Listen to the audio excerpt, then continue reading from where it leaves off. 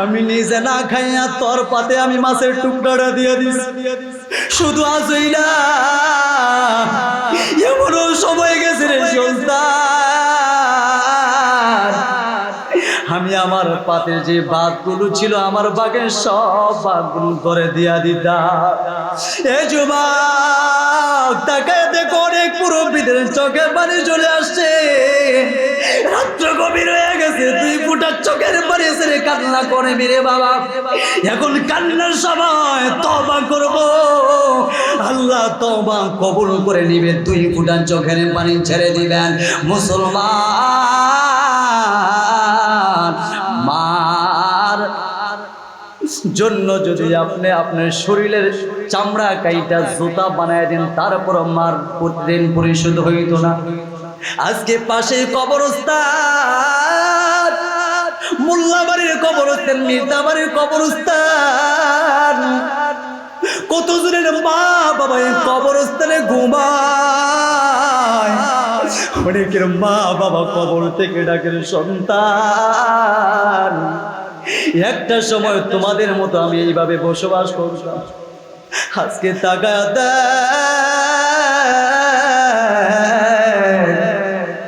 আমি মা একা একা অন্ধকার কবরে ঘুমাই। এমন জায়গায় ঘুম পাড়ায়নি, মাগরিবের পরে ওই রাস্তার পাশ। এখন বলতে পারেন হুজুর দেহি তো মাদ্রাসা ছাত্ররা এমন জাউরার জাউরা, হেগমতো জাউরার দুনিয়ায় দেখল। আসলে বাস্তব একটা উদাহরণ দিই, মাদ্রাসা ছাত্ররা কেমন জাউরা। শয়তান ওরা সাজিয়েছে, ওরা খোলা ময়দানে আছে, মাদ্রাসা ছাত্ররা কয়েকজন আসর উপরে খেলাধুলা করে না, ছোট ছোট এইগুলো। এখন 5 জন ছিল তো, ঘোড়ার উপরে 2-3 জন ওড়া যায়, 3 জন উঠছে আর 2 জনের জায়গা নাই। হেরা তো আবার ওই যে বল খেলতে গেছে, এই যে এটা কি বলে ক্রিকেট, একটা লাঠি থাকে না, লাঠি স্টেপ। এখন 2 জন বসবো কোথায়? 3 জনের মোটামুটি বুকিং হয়ে গেছে, 2 জন বসবো কোথায়? 2 জনের তো মনে চায়, পরে কি স্টেমটা দিছে পাঁচার ভিতরে দিয়ে দিল, এইটার মধ্যে শয়তানে বাবা রে বাবা, আমি তো মনে হচ্ছে আমি বড় শয়তান, এখন দিয়ে আমার চাইতে বেশি শয়তানি বেশি। বুঝলেন? এই জন্য মাদ্রাসার ছাত্রদের পিছনে শয়তান লাগবে, এইটাই স্বাভাবিক। কারণ তারা তালিবুল ইলম। একটা ছাত্র যদি কোরআনের হাফেজ হয়ে যায়, আল্লাহর কসম গোটা জাতিকে পরিবর্তন করে দিতে পারে। আর স্কুলের ছাত্রের পিছনে ঘুরবো কিন্তু শয়তান কই তুই কি করছো? কয় আমি দোকানের ভিতরে ঝগড়া লাগাই দিছি। তর্ড হয় নাই। তুই কি করছো? কয় আমি একটা কাজ করছি মোটামুটি। কি কস না? আমার তার গ্রহণযোগ্য হইব। হ্যাঁ গড়ে, হ্যাঁ গড়ে, আমারটা কি হইব? তুই কি করছ? আমি কি করবো? হাল 2 জন ছাত্র যাইতাছে, একটার আর একটা বাড়ি মাইরা মাথা সাথা ফাড়াইলেছে। আর খেলা সোজাইতে পারে নাই, 2টারে ঘুরাই মুড়াইয়া সোজা বাইট হয়ে গেছে। আরেকটাই দিয়ে রাস্তায় কিতাবাদি লয়ে যাইতাছে, এটার সরাসরি ওই যে ছবি হয় না, ছবি এটা কি বলে হল, এখন মনে হল আসেনি, ছবি দেখে না বড় বড় ছবি হলে, এই হলে একটা রয়ে গেছে। তো বাবা বাবা মাশাআল্লাহ, তুই তো ভালো কাজ করছিস, ওয়েলকাম ওয়েলকাম, তোরই দরকার, বাহাবা দে। মুসলমান ভাইরা আমার, বন্ধুরা আমার, শেষ পর্যায়ে চলে আসছি, দিলটা নরম করে দিবেন। রাত্র গভীর হয়ে গেছে, মুসলমান এতক্ষণ হাসছেন, এখন কান্না করতে হবে। অবন্ধ এই যে মাদ্রাসার ছাত্রকে শয়তান ধোঁকা দিল, যে মা বাবা এত কষ্ট করে সন্তানকে আলেম বানানোর জন্য দিল, শয়তানের ওয়াসওয়াসায় পড়ে সন্তানটা নষ্ট হয়ে গেল। মা বাবার কত স্বপ্ন, আমার সন্তান আমি মারা যাওয়ার পর আমার সন্তান আমার কবরের পাশে দিয়ে দোয়া করবে, রব্বির হামহুমা কামা রাব্বায়ানি সগীরা।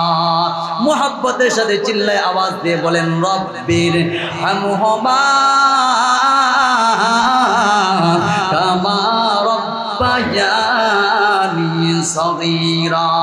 সন্তানকে যদি আলেম বানায় যাইতে পারেন, সন্তান আপনার মা বাবার কবরের পাশে গিয়া দোয়া করবে, আল্লাহ যে মা বাবা গার্মেন্টসে চাকরি করে আমার লেখাপড়ার খরচ চালাইছে, আল্লাহ এই মা বাবার কবরে আযাব হবে, আমি সন্তান চাই না। এই জন্য মুসলমান সন্তানকে কোরআনের হাফেজ বানাইতে হবে, আলেম বানাইতে হবে। পয়গম্বর আরবি বলেন, মানুষ যখন মারা যায় তিনটি আমলের দরজা ব্যতীত বাকি সমস্ত আমলের দরজাগুলো বন্ধ হয়ে যায়। এই তিনটি আমলের দরজা কি জানা দরকার আছে না নাই? বিশ্ব নবীজি বলেন তিনটি আমলের দরজা হলো ইদা মাতাল ইনসানু ইনকাতা আমালুহু ইল্লা মিন সালাসে। আল্লাহর পয়গম্বর বলেন একজন মানুষ মারা যাওয়ার পরে তিনটি আমলের দরজা ব্যতীত বাকি সমস্ত আমলের দরজা বন্ধ হয়ে যায়। বন্ধুরা আমার, তিনটি আমলের দরজা কি? বিশ্ব নবীজি বলেন এক নম্বর হলো সাদাকাতিন জারিয়াতিন, সাদাকায়ে জারিয়া। বন্ধু আমার, সাদাকায়ে জারিয়া বলতে কি বোঝায়? দুনিয়ার জমিনে জীবিত থাকা অবস্থায় যদি আপনি দুনিয়ার জমিনে একটা মাদ্রাসার জন্য জায়গায় ব্যবস্থা করে দেন, অথবা মাদ্রাসার জন্য আপনি কিছু দান করলেন, অথবা মসজিদে দান করলেন, অথবা মুসলমান ভাইয়ের আমার বন্ধুগণ একটা সন্তানকে আপনি হাফেজ বানাইলেন, এইভাবে যদি আপনি সাদাকায়ে জারিয়া হিসাবে রেখে যান, অথবা সেবামূলক কিছু কাজ করে যান, বিশ্ব নবীজি বলেন আপনি মারা যাওয়ার পর অটোমেটিক আপনার কবরের সওয়াবের একটা অংশ আল্লাহ রাব্বুল আলামিন পৌঁছায় দিবে। বন্ধু, দুই নম্বর বিশ্ব নবীজি বলেন, দুই নম্বর হলো আমি আপনি যখন মারা যাব দুই নম্বর আমলের দরজা কি খোলা থাকবে? মুসলমান ভাইয়ের আমার, আল্লাহ রাসূল সাল্লাল্লাহু আলাইহি সাল্লাম বলেন আও ইলমিন ইনতাফাউ বিহি, দুই নম্বর হলো উপকারী ইলম।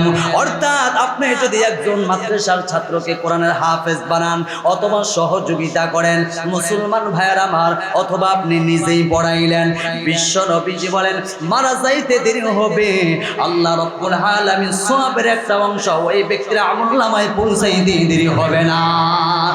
তিন নম্বর মুসলমান ভাইয়ের আমার, তিন নম্বর হলো খুব গুরুত্বপূর্ণ, একটু ভালো করে শুনেন। বিশ্ব নবীজি বলেন আওয়ালাদিন সালিহিন ইয়াদউ লাহু, তিন নম্বর হলো সন্তান জন্ম দিয়েছেন, ওই সন্তানকে যদি কোরআনের হাফেজ বানান, একটু আগে যেই বয়ান করেছিলাম, আলেম বানান, মুফতি বানান, মুহাদ্দিস বানান, বন্ধুরে আমার,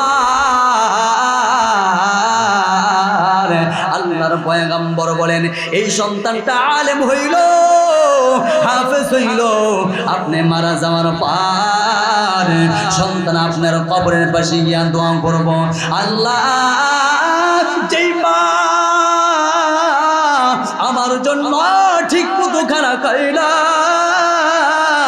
ও দয়ার মালিক, যেই মা বাবা আমার জন্য এত কষ্ট করেছে, আমি যখন দেখতাম কারো বাসা থেকে মারে মিষ্টি দিয়েছে, আল্লাহ আমি দেখতাম ওই মিষ্টিটা আমার মা চুলের তলায় লুকায় রাখতো, আমার সন্তান কখন মাদ্রাসা থেকে আসবে, আমার সন্তানের হাতে মিষ্টিটা দিব, মা অপেক্ষায় থাকে আমার কলিজার টুকরা সন্তানের মাদ্রাসা কখন ছুটি হবে, আমার সন্তান কখন বাড়িতে আসবে। মুসলমান ভাইরা আমার, এমন ইতিহাস মার সাথে যখন খাবারে বসছি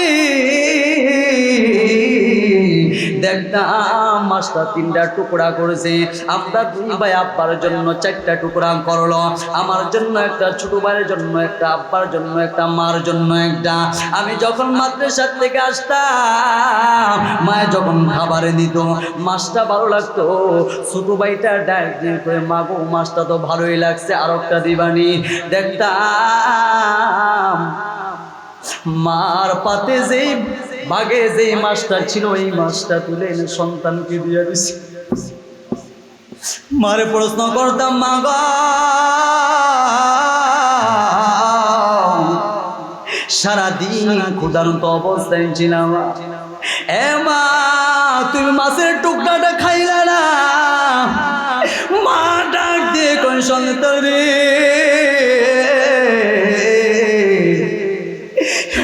বহু সময় গেছে, আমি নিজে না খাইয়া তোরে কিন্তু খাওয়াইছি, আমি নিজে না খাইয়া তোর পাতে আমি মাছের টুকরাটা দিয়ে দিছি।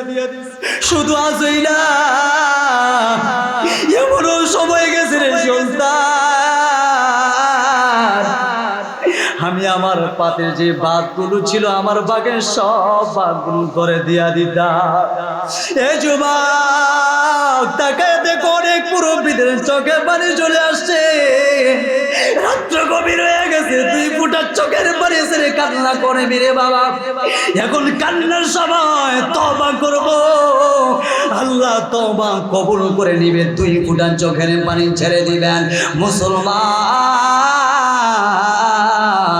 মার জন্য যদি আপনি আপনার শরীরের চামড়া কাইটা জুতা বানায় দেন, তারপর মার ঋণ পরিশোধ হইত না। আজকে পাশে কবরস্থান, মোল্লাবাড়ির কবরস্থান, মির্জাবাড়ির কবরস্থান, কতজনের মা বাবা এই কবরস্থানে ঘুমায়, অনেকের মা বাবা কবর থেকে ডাকের সন্তান। একটা সময় তোমাদের মতো আমি এইভাবে বসবাস করতাম, আজকে তাকায়া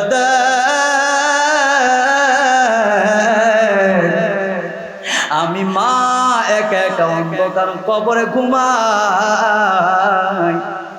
এমন জায়গায় ঘুম পাড়াইনি মাগরিবের পরে ওই রাস্তার পাশ